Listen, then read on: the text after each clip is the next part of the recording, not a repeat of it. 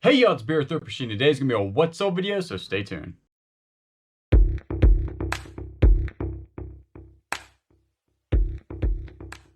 Alright guys, welcome if you're new to the channel. My name is Julian, also known as the Beer Thrift Machine here on YouTube, and I buy stuff and flip it online to make YouTube videos about it, and I do it for a living. So today we're going to go over 20 wood sold for me in the last couple of days, all on eBay. I'll try to tell you exactly how much I paid for them and roughly how long it took for them to sell. If you are new to the channel, I do all types of videos like haul videos, the day in the life of a full-time eBay reseller, wood sold videos, if I do storage lockers, and sometimes I just take the GoPro around just to see what I'm doing that day. So if you would, go back and check out some of my older videos. If you like the content, if you would subscribe, comment down below on the video that you're watching, and also like it. So let's go ahead and get started with the first 20 wood sold. And like I said, I'll try to tell you exactly how much I got into the product at the time that it sells. So the first one right here is going to be a vintage lot of Craftsman vice grips adjustables, and right there they're the model numbers and they're made in the United States. That's how I knew that they were vintage. And they went for $20, and the buyer did pay shipping. That went in a padded flat rate.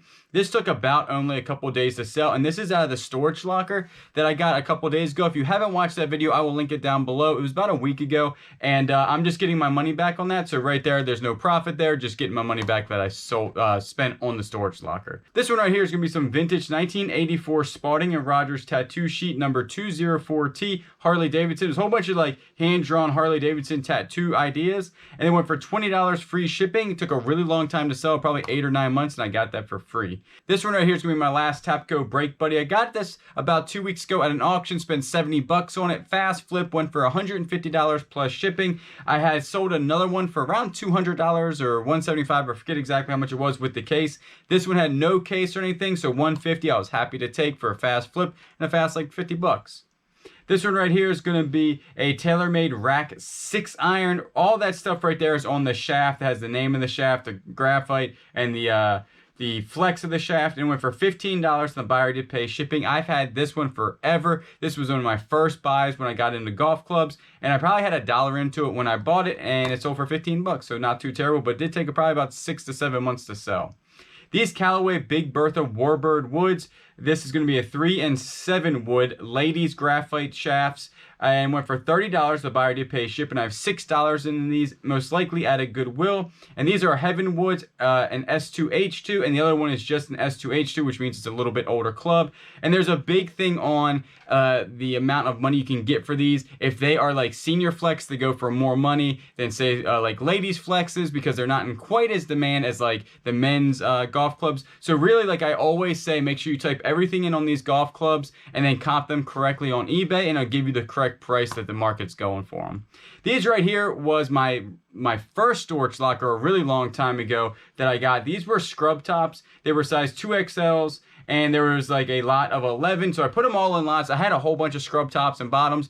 I sized them all together and then did lots on that size, and these sold for $33.15, and the buyer did pay shipping on this, and that took a really long time to sell. That had to be 5 months ago. That was my first storage locker. This Abu Garcia 521 XLT Plus, made in Sweden, did go for 20 bucks to a viewer, so I thank you for buying this from me. This is also out of the storage locker, again, just making my money back. And also, I sent you something else in the box there. Hopefully you like it, and I do appreciate you buying it from the video, so thank you. This one right here is going to be a vintage DHR Holland. This is a big lamp thing. I mean, it was huge, about that big by that big. And I think the person was only going after like the part that you put the oil in or something, because he asked me a couple questions, then he purchased it. Luckily, he was only one state away, so the shipping wasn't too terribly bad. I got this for $4 a long time ago at a Salvation Army, and it did go for $52.70, and he did pay shipping on that. The shipping wasn't horrible, again, because it was only going one state away. If this thing went to California, it would have been a lot of money to ship for sure. This one right here is going to be some Corningware Pyrex Visions Cranberry V31B 1-quart rib casserole with the glass lid. I know nothing about glass. All that is written on the bottom, the V31B, and I just type that into eBay, and then I make sure it's the same thing, and I use that same title, because I know nothing about glass, but I know how to comp some stuff out if it's at least marked. And I actually paid, I think, $3 for this. Thought I was going to get more money just because it was like that cool cranberry color. Turns out not so much. And it went for $12.75, and the buyer did pay shipping. So I did make some money, and it did take a while to sell, probably about 2 or 3 months. This Amherst men's polyester USA wraparound robe with the tie, one size, to go for $10. The buyer did pay shipping. I would never go out and source something like this in auctions. I like to buy like walk-in closets and attics and stuff like that. You get so much stuff for your money. This is in that. So this is about 3 to 6 months old. Really long time ago, I bought one of those and I just put it up for sale, and it did sell. You know, but I wouldn't go out and actually buy that at a thrift store to put online to sell, because there's really no money in it. But I was going to redonate it when I knew it was worth 10 bucks, and somebody paid 15 bucks for it. It was like in brand new condition, just I wouldn't go to the Goodwill and buy something like that. These are some vintage Craftsman 7-piece standard double box end wrenches. These were vintage because they are going to be VV series and inverted V series. These went for $99 plus shipping. These are also out of the storage locker. This one and the sale that I did today locally for $100 has actually pushed me into the profit on that storage locker.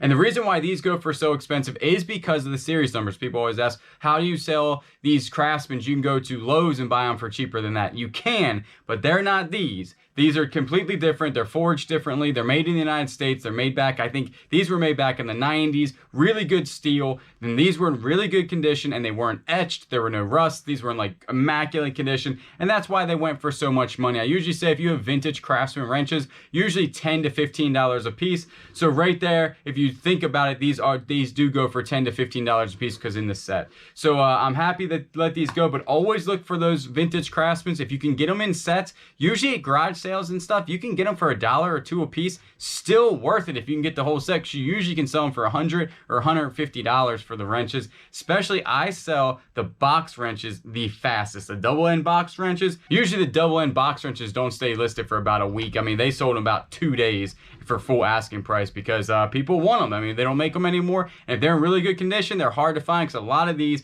will stay in the bottom of toolboxes that have got wet and start to rust and everything out. But if they're not etched, like when I'm saying etched, I mean that somebody's engraved their name on them and they're in good condition, they definitely fetch a really high cost. This one right here is going to be a Shimano FX 4000 FB spinning reel. Now again, in my last one or 2 ones ago, you saw a Shimano go for $120.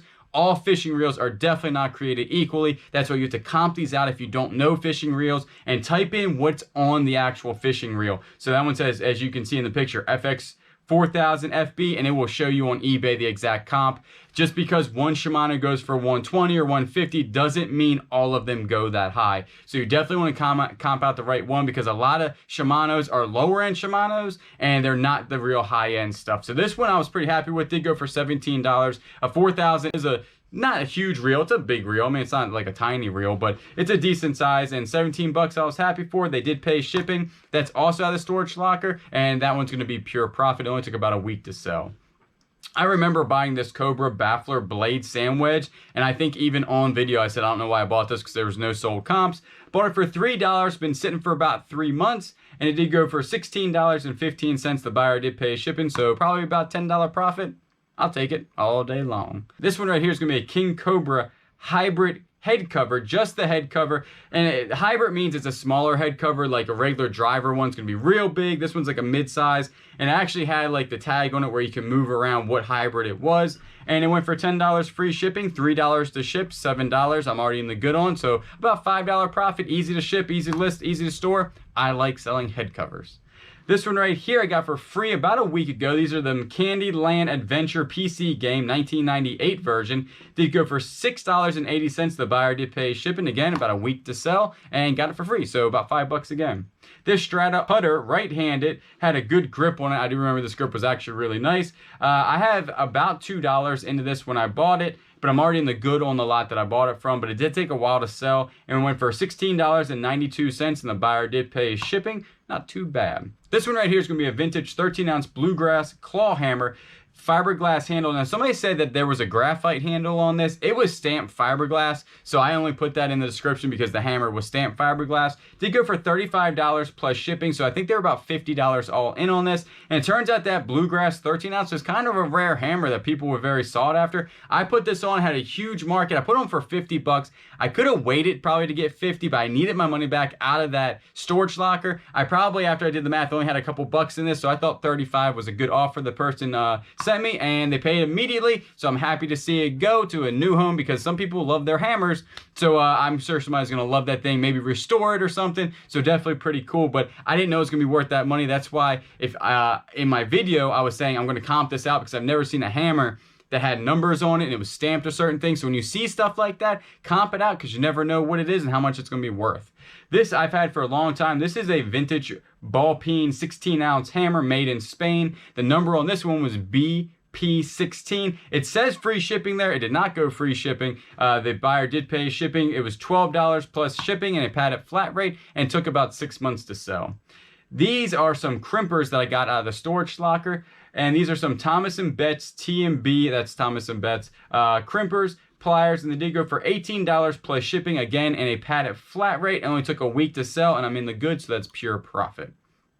This one right here are some vintage Lyman pliers. Now, Lyman pliers that are Klein, like the bigger ones, go for a really good amount of money, maybe $20 to $30. And these also go for good money. Usually they are dark, like you need to clean them a little bit because they have some like nastiness on the pliers. Just get like you some vapor rust or some oil and a little wire brush. Clean it off so you can read what it is. And the numbers under this one was 1950-8. 8 means that's an 8-inch plier, and they go for $13, and the buyer did pay shipping, which means a padded flat rate. That was also in the storage locker, so that one's gonna be pure profit. So right there, that was 20 wood sold for me in the last couple of days. Hopefully you learned something. Hopefully it's been a little bit entertaining and educational. Hopefully you can go out there and find some of these things, flip them for yourself, and make some money. So you know I'll always catch you on the next one.